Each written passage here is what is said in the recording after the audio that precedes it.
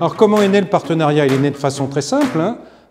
Précédente soirée des ambassadeurs au printemps à Château-Lacoste.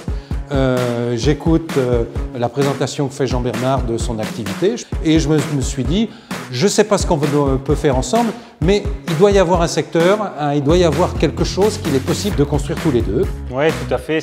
C'était d'ailleurs l'objet de cette soirée des ambassadeurs, faire se rencontrer les acteurs du territoire qui n'ont pas forcément l'habitude de collaborer ensemble, mais qui pourtant pourraient avoir besoin les uns des autres.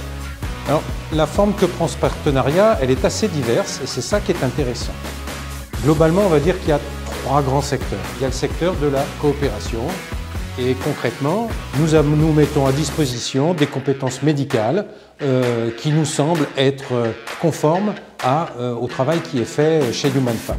Le deuxième, c'est la possibilité de partager notre plateau technique. Et l'idée, c'est de permettre à toutes celles et ceux qui s'adressent à Human Fab de venir un peu de manière, je ne vais pas dire privilégiée, mais en coupe-fil, de manière assez rapide, d'être réactif quand il y a besoin d'une image, d'une IRM, d'un scanner.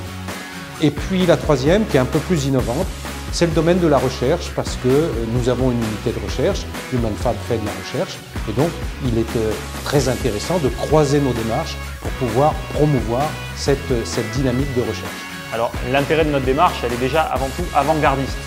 Elle est quasi unique puisque créer des passerelles comme ça entre le privé et le public, c'est jamais simple. Et puis deuxièmement, elle est aussi un sujet d'attractivité puisque de notre côté, on a des athlètes internationaux qui nous sollicitent régulièrement et on est donc en concurrence avec tout un tas de groupes qui sont dans d'autres pays.